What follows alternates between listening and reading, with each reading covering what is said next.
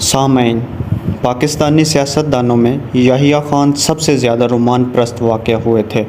وہ شباب اور شراب دونوں کے رسیا تھے۔ قدرت اللہ شہاب اپنی مشہور زمانہ سوانح عمری شہاب نامہ میں رقم تراز ہیں۔ جن دنوں کشمیر کا جہاد زوروں پر تھا، میں آزاد کشمیر حکومت کا سیکریٹری جنرل تھا۔ پلندری اور تراڑ کھل کے درمیان ہمارا سیکریٹریٹ واقع تھا۔ یہاں پر چند کچے مکان تھے جن میں آزاد کشمیر کے صدر، وزراء اور دوسرے ملازمین کی رہائش گاہیں اور دفاتر تھے۔ دن کے وقت سیکریٹریٹ کا کام عموماً درختوں کے سائے میں ہوتا تھا۔ کسی کے پاس لوہے کی کرسی تھی، کسی کے پاس سٹول، اور کوئی پتھروں کا چبوترا بنا کر بیٹھتا تھا۔ کوئی گھاس پر نیم دراز ہو کر فائلیں چلاتا تھا۔ دن میں کئی بار ہندوستان کے بمبار طیارے ہمارے اوپر سے گزرتے تھے۔ کبھی کبھی ان کی پرواز اس قدر نیچی ہوتی تھی کہ پائلٹ کا چہرہ نظر آنے لگتا تھا۔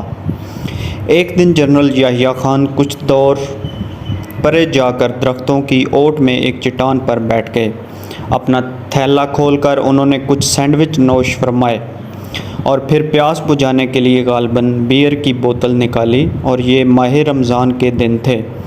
قدرت اللہ شہاب نامہ میں لکھتے ہیں، یہ دیکھ کر میرا جونیئر جلال میں آ گیا اور اس نے دور ہی دور سے یحییٰ خان کو للکارا، خبردار صاحب، یہ حرام بند کرو۔ ابھی ابھی مینڈ کی وادی ہمارے ہاتھ سے نکل کر ہندوستان کے قبضے میں چلی گئی ہے۔ اب خدا کے غضب کو اور نہ بلاؤ۔ بوتل توڑ دو ورنہ خون خرابہ ہو جائے گا۔ یحییٰ خان نے بوتل تو نہ توڑی، لیکن جلدی جلدی سامان سمیٹ کر زیر لب بڑبڑاتا ہوا 9-2-11 ہو گیا۔ قدرت اللہ شہاب آگے ایک جگہ لکھتے ہیں، کئی برس بعد مجھے یحییٰ خان کی زیارت ایک اور رنگ میں نصیب ہوئی۔ جب پاکستان کا دارالخلافہ کراچی سے راولپنڈی اور اسلام آباد منتقل ہو رہا تھا، تو ارباب پنڈی کلب نے کراچی سے تازہ واردان بساط ہوئے دل کی خیر سگالی کے لیے ایک زبردست محفل ناؤ نوش منعقد کی۔ مارشل لاء کا بول بالا تھا۔ کچھ لوگ فوجی حکام کی خوشنودی حاصل کرنے کے لیے ایڑی چوٹی کا زور لگا رہے تھے۔ کچھ بیگمات بھی اس مہم پر اپنے خاوندوں کا ہاتھ بٹانے کے لیے سج دھج کر شریک محفل تھیں۔ اس انجمن میں یحییٰ خان کبھی ایک بیگم اور کبھی دوسری بیگم سے ٹکراتا تھا۔ بڑی محنت و مشقت کے بعد اس نے ایک خوبصورت خاتون کو پھانسا اور اسے گھیر کر باہر لان میں لے گیا۔ کچھ دیر آنکھ مچولی کا کھیل ہوتا رہا۔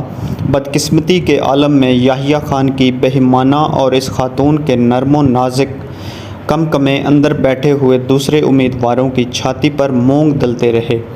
پھر زور کا دھماکہ ہوا اور سب لوگ بھاگ کر باہر آ گئے۔ خاتون تو ایک میز پر ٹانگیں لٹکائے بڑے آرام سے شیمپین پی رہی تھیں، لیکن غریب یحییٰ خان کسی کرسی سے ٹکرا کر کسی دمبے کی طرح زمین پر چاروں شانے چت گرا پڑا تھا۔ لوگوں نے دھکیل دھکال کر اسے اٹھایا۔ وہ حنوط شدہ اکڑی ہوئی لاش کی طرح بے حس و حرکت کھڑا ہو گیا، اور کسی نے اس کی پتلون اوپر کھینچ کر توند کے نشیب پر از سر نو فٹ کی۔ اپنی حرکات کی بدولت یحییٰ خان کے دور کو اگر رنگیلے بادشاہ کا دور کہا جائے تو بے جا نہ ہوگا، کیونکہ ان کے دور میں بری شہرت کی حامل کئی خواتین کی آمد و رفت ایوان صدر میں تھی، اور ان کے دور اقتدار میں ان سے بھی زیادہ طاقتور جنرل رانی، جن کا اصل نام اقلیم اختر المعروف جنرل رانی تھا، ثابت ہوئیں۔ جنرل رانی نے کئی بار دعویٰ کیا کہ ذوالفقار علی بھٹو، غلام مصطفیٰ کھر اور دیگر سیاستدان ان کے گھر میں اکثر حاضر ہوتے رہتے ہیں۔ اقلیم اختر عرف رانی گجرات کے ایک تھانے دار کی بیوی تھی، جس کی رسائی 1964 میں جنرل یحییٰ تک ہوئی۔ پھر یہ بات یہاں تک پہنچی کہ محفلوں میں ان کے ساتھ کچھ اور لڑکیاں بھی آنے لگیں۔ کہا جاتا ہے کہ وہ یحییٰ خان کے دوسرے ساتھیوں کا دل بہلانے کا بندوبست بھی کرتی رہیں۔ سامعین، یحییٰ خان کی ان عادات اور مشاغل کے تذکروں سے 1971 اور 72 کے تمام اخبارات بھرے پڑے ہیں۔ جنرل رانی کا دعویٰ تھا کہ وہ یحییٰ خان سے ہر وہ کام کروا سکتی ہیں جو دنیا کا کوئی اور شخص نہیں کروا سکتا۔ وہ اکثر پرائیویٹ محفلوں میں کہتی کہ یحییٰ خان میں خود غرضی اور منافقت کوٹ کوٹ کر بھری ہے، اس کی رگوں میں خون نہیں، شراب دوڑتی ہے۔ مجھے وہ تمام گر آتے ہیں جو اس کی خواہشات کی تکمیل کرتے ہیں۔ یحییٰ خان اور جنرل رانی کا ایک قصہ بہت مقبول ہوا۔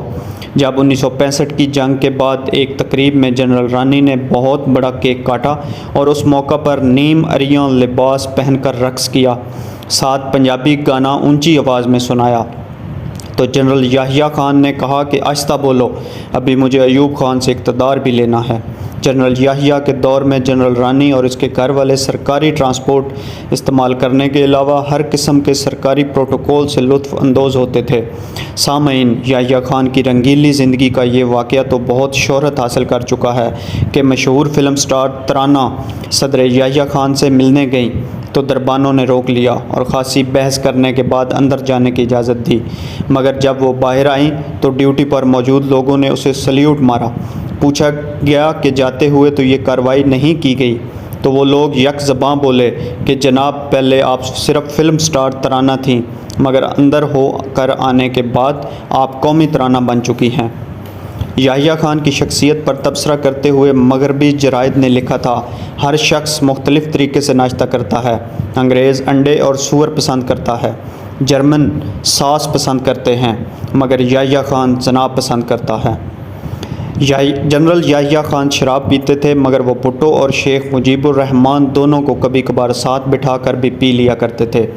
چونکہ ذوالفقار علی بھٹو کو معلوم تھا کہ یحییٰ کے شوق کس قسم کے ہیں، اس لیے وہ لاڑکانہ میں یحییٰ خان کو شکار کھلوانے کے ساتھ ساتھ دوسرے لوازمات سے بھی ان کی سیوا کیا کرتے تھے۔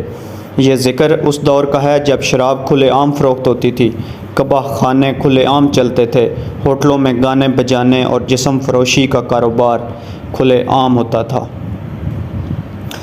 نیچے اس تصویر میں آپ دیکھ سکتے ہیں کہ ملکہ ترنم نور جہاں،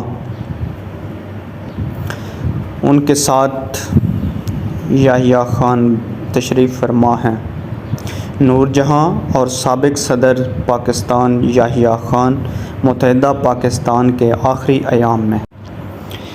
اس سے نیچے والی تصویر میں آپ دیکھ سکتے ہیں کہ جنرل رانی ایک دلہن کے لباس میں موجود ہیں، جنرل رانی دلہن کے روپ میں۔